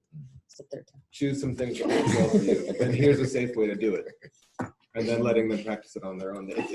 We haven't had any acute re-traumatization in the process. We've had a couple of incidents where they need to talk to their sort of clinical supervisor or a clinician who is their supervisor and say, hey, did I handle this right? But it's been pretty okay. Yeah. But I have a really nice lit review of the effectiveness of narrative therapies in post-conflict environments that I can send you. Can I just real quick say, I mean, I know that I do work domestically, but the story editing and narrative technique, I think, taps well into the social identity framework that I think is a much more appropriate lens through viewing this than through the typical ideological or simply mental health paradigm. And I think that that's something to really consider because we utilize it a lot. In the start of the caliphate, for example, we got him to tell his story one way, and then we spent time talking about it, and now he's restructuring his story, and it's really, really, really helping him to come to new realizations. And he's on a border where you could wake up one day and see his name in the newspaper very easily. With regard to tomorrow, there's a discussion that we're having in private at USIP. If you want to get on it, you can. There's 60,000 people in our whole refugee camp. Most people have not repatriated foreign fighters, but Kazakhstan actually has. And so Steve Wine and others have done some work there with regard to like trauma-informed care for women and children. They found that there's a lot of resistance amongst those because they retain an Islamic identity, right? And so where they're going now is they're bringing in a train-the-trainer type approach that's going to bring in a lot of this yoga-based, we do yoga, so you should do yoga. The problem is, number one, I can tell you right now it's not going to work because they already identified in the earliest intervention efforts that there's a resistance to conversation. Why is there resistance to conversation? Because you're not communicating in their language. They see the world through Islamic lens. You're not going to tell them to do yoga because Sheikh al-Uthaymeen says that yoga is imitation of the kuffar, and he who imitates the kuffar is one from amongst them. And they've already been indoctrinated in this while they're in the caliphate. So thinking about how you translate this realm into localized cultural context is, I can't tell you, if we don't get ahead of the curve, we're probably going to see counterproductive results in that realm too. We need to be able to understand the language and the culture and how language and culture connects to the ideology and the formulation of that social and individual identity. I think it's something to think about immediately, particularly repatriation and rehabilitation. I'm actually smiling right now because one of the papers that we're working on at the National Academies focuses on short-term medical engagements and their harm and the fact that we don't have best practices established around them. And I think CHA, Catholic Health Association, has some very good principles for how we engage in foreign countries at the short term. Catholic Health Association. Okay, so Melanie, anyone else? Anybody on the phone wants to ask a question? And then I also want to talk about sort of next steps. So Melanie and Faisal. And then anybody on the phone, feel free to jump in after these two questions. Melanie. Thank you all so much for your work, for this conversation. Really deeply appreciative. In the peace building field, there's been a bit of a movement towards what we call locally based indicators, where communities are actually the ones defining what peace means in their own communities, personally and communally. Is there a similar trend in mental health and trauma where people are actually saying, these are the indicators you should look for in our community around when we're healing or towards violence? My second observation is the program Fondle Talk in Sierra Leone uses very much of the communal model of trauma to say anyone who's been through the reconciliation then has to join some kind of collective, agricultural, women's collective, something in a kind of communal response to this joint trauma the communities endured together. And also, do you want your question really quickly? My question was basically more about language. Is that we do have a lot of work in Mosul and some areas in Iraq, and I mean, talking about training locals, I mean, there is no department of psychology in many of these universities. Mm-hmm. So, like, when you try locals, like, which background they have to come from? The closest would be political science, would be philosophy, because language is a major barrier. And then the question is, like, how can you find the locals that you can be equipped to be able to do the narrative therapy? So those questions are really similar, in my opinion. Can we, before we answer that, can we ask, is anybody on the phone has a question? Jump in now. Okay, go ahead.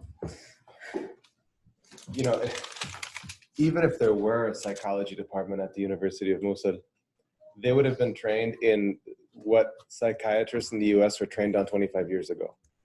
So what I've seen in Jordan, with all due respect to the أقسام علم نفس وطب نفسي psychiatry and psychology departments, is that it's pretty standard stuff that we saw 25 years ago. Yes, this person is schizoaffective, not schizophrenic.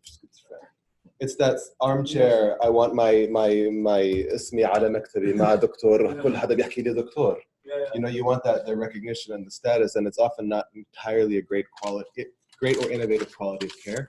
So I wouldn't even necessarily, if there were those departments, I wouldn't rely on them, because it takes a long time to talk to someone about, for example, the Arabic translation of PTSD is الاضطرابات من بعد الصدمة أو ناجم الصدمة أو الإجهاد ناجم الصدمة ناجم عن الصدمة.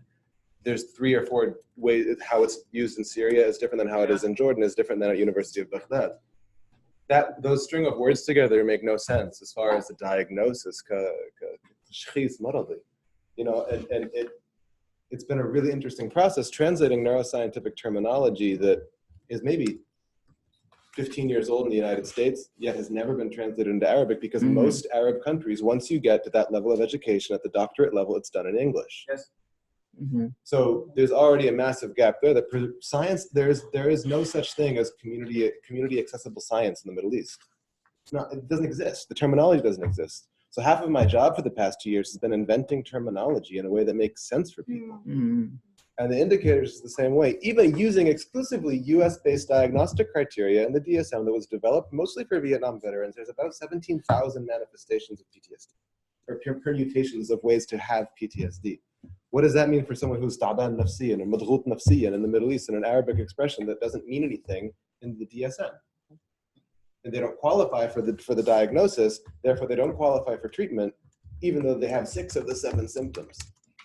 But you need to have 7. You know, so you're not qualifying for treatment because your diagnostic criteria is broken. In Gaza, they developed this thing called, so 2 innovations in that space. In Gaza, I don't remember his name, they developed this thing called the brokenness scale, a scale of human brokenness. Yeah, it's a new way of looking of creating a diagnostic criteria unique to the context of Gaza. because it wasn't depression, it wasn't PTSD, it was some sort of comorbidity of various different symptom profiles that is unique to prolonged occupation and lack of access to services.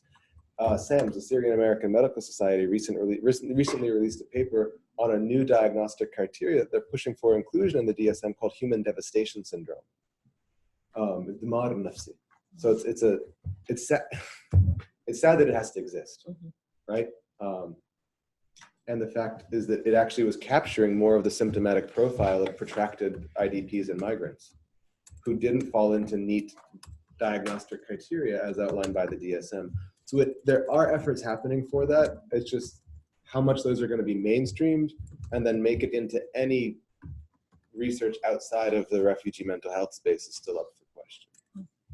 Mike, this is a naive question, but you know, in the United States, when we didn't have enough hands on deck in certain fields, when I was out west working as a rape recovery counselor, we would train the public in reflective listening, and they would have to become the first lines of contact on the crisis lines and for the CODAR procedures at the hospital. Would any sort of reflective listening interventions, like teaching the community that, have you seen any of that be effective? I mean, the refugee mental health space has PFA, has psychological first aid as a first line of defense, and it's widely used to train aid workers from across different fields, even in logistics and in food security, to have a trauma-informed approach to hosting and receiving people. But it's intended for that immediate, you're coming out of a crisis situation, entering a camp. There is no psychological first aid because first aid isn't for a 7, 8-year, 10-year, 20-year crisis. So you can't train someone in Germany on PFA for a refugee that's been there for 3 years now who still wants to kill himself. That's not first aid. That's a deeper problem. So I think there still is a big gap in what do you train on, and then there's the massive stigma barrier. And focus groups have worked really well, but not for men in the Middle East. It's a lot harder. It's harder to get them to continue conversations about that unless they can. So we use storytelling. So all of our mental health engagements first come through reading a book together that we wrote. There are discussions about the character.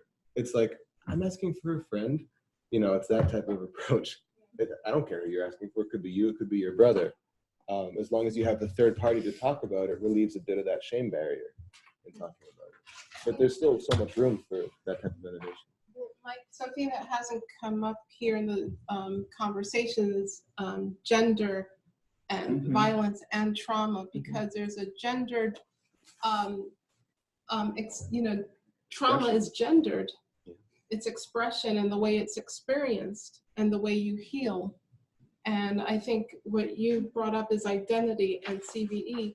The connections between trauma, gender, and violent extremism, there are ties, important ones, into what draws someone to this place. Look, you know this better than anyone. I mean, look at East Africa. It's similar to the Middle East insofar as so many NGOs that do MHPSS work for migrants and refugees target women and children. Yes, they are statistically the victims of war more. Yet those who statistically are violent extremists more are not women and children. So there's actually a gap in our understanding and our expertise in the two fields, because refugee mental health and migrant mental health is very geared towards women and children.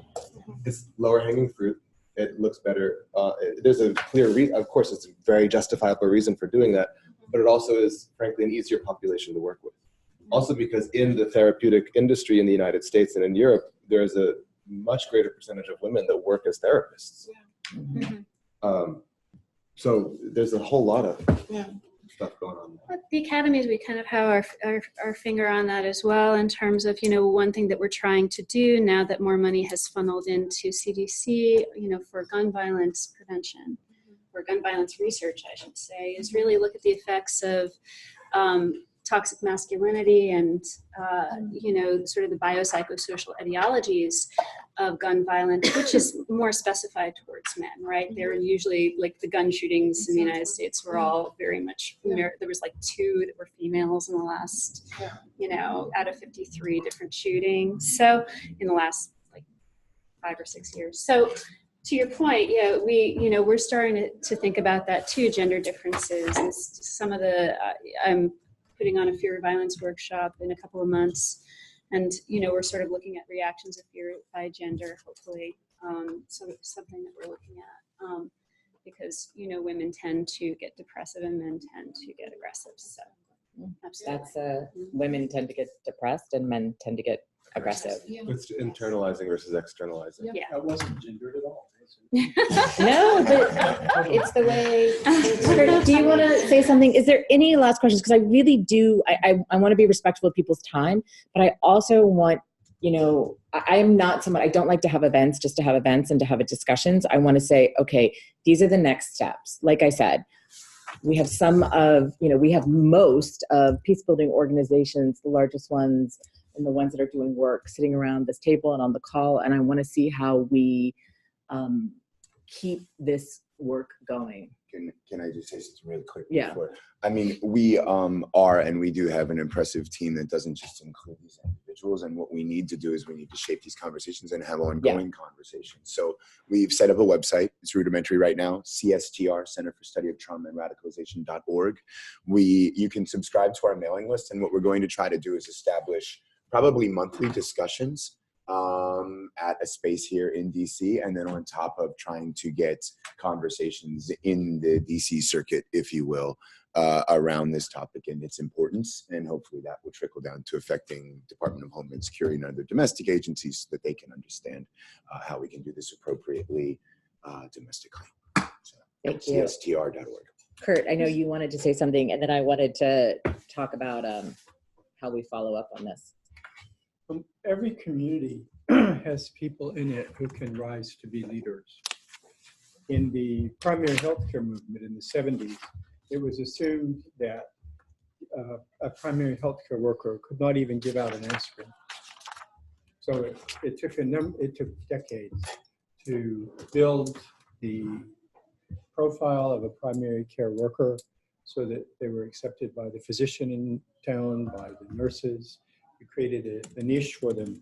So if we look at the horizon and say, there is no one here qualified to help people, then that's our lens that is going to stop people from helping people. You have to assume that there are people there. And the reason that they aren't helping as well as they could is us. We have to bring things down and sit down with people who won't ever practice yoga, because my father believed that yoga was of the devil. He also believed that yogurt and wheat germ were communist. Okay? So help me Jesus, man. That's what it was in the South. They're not? So the issue is, you used a word that you mean two things, that we could mean two things with, Jesse. Language. It's not what you're saying, it's the thing that you're trying to say. Okay? So yoga doesn't work for women who wear the hijab anyway, unless you can do it in private. So just every community has people there who already care, who are already trying with their little thing. Very, very briefly, when we had women in the Zarqa community in Jordan, very conservative, poor community, if girls were found to have not to be virgin, then there was an underground railroad of women who would have sex, because mothers discuss with mothers and decide marriage things, and then dad makes the decision, right? So these women would arrange to meet other women from far away, but still some kind of distant relative, to get the girl married. So when we worked for a year in working with keeping young women out of prostitution, after a year they came to us and said, you're wonderful people, you're not liars, you're doing what you say, and you're going to fail. I love it when people tell me that. So they said, you're going to have to, you're doing it with the wrong people, but we know the girls. As long as you want to ask any questions, we can bring them. Think what we would have missed if we continued with trying to do what we were doing without stopping and recognizing, I'll bet you there's some women in town who know the score. What kind of noises do we make so that those people would consider us worthy enough to spend time with? That's and really quickly, maybe it's not so much the yoga, but maybe it's the group that you're doing the yoga with. And I think it's really important to consider that, right? Because like we say, Okay, so no yoga. We hear you. No. But I mean, but yes. And even in regard to extremism and social identity, it's about the group. It's not about God, right? So once you look at it that way, the identity and the ideology is a part of the group, but it's not what you get from the group that's the most important. And it's why when Melanie make the point about sustaining the networks, it's why when we build in a holistic approach, we had after the intervention, you go to the Save Hate initiative, Society Against Violent Extremism and Hate, where you're a former extremist who is now empowered or disempowered. If you concentrate on the individual, we've seen them be disempowered. If we put them in this new group, we had people like Liza, people like Bree, we have other former extremists, we have survivors of extremism, we have activists and advocates and PNCBE practitioners. We see all kinds of bonding in the group. And then the little clusters off the group, just like group therapy, when you do it, where the 3 people will really hit it off and they'll start to do something productive together. So when thinking about that is I think, imperative. And to your point, Jesse, you know, I am now very close with a former NSM leader of the United States. and his significant other. And, you know, it's something that really triggered my research, my research mind. Was looking at, why are we so close, he and I? And I think it's because in a strange way, we've been sharing that same journey for a while now in terms of, I probably know more than the average Joe about Holocaust trauma because my family was steeped in it. I was very much affected by the violence in my family that was resultant from it. And he also, on the flip side, came from a background where, his family was in the war. And that was sort of passed down as well. And so as both descendants on either side, we have a lot to say to each other and a lot of sort of myths to defeat in some ways. And there's parts of what he tells me that I find fascinating. For one, he says people join the NSM not because they're closed-minded. Some join the NSM because they're very open-minded. Mm-hmm. They're so open-minded that they're willing to take these, alternative views of history that wind them up in certain movements like this. That's very important. When he came to me, he kept saying the word Meshuggah, and I'm like, I don't even use Meshuggah. Don't say gefilte fish. I was like gefilte fish tastes like a fish that barfed up another fish, and it was all mixed together and put. I'm like, there were just a lot of funny things that he wanted to sort of test with me and test about history.